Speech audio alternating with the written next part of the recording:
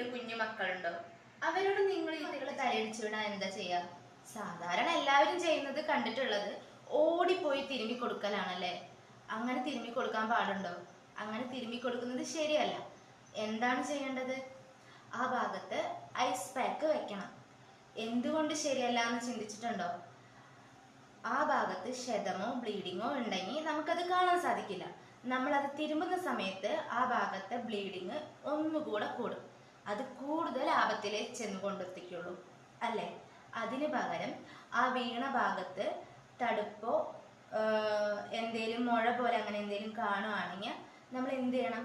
Ice pack വെക്കണം. Ice pack വെക്കുമ്പോൾ ആ ഭാഗത്തുണ്ടാകുന്ന നീർക്കെട്ട് സ്വാഭാവികമായിട്ട് കുറയും. തിരുമ്പുമ്പോൾ ഉള്ളിൽ ബ്ലീഡിങ് ഉണ്ടെങ്കിൽ അതൊന്നുകൂടെ കൂട്ടും. എപ്പോഴാണ് ഹോസ്പിറ്റലിൽ കൊണ്ടുപോകേണ്ടത്? 24 to 48 hours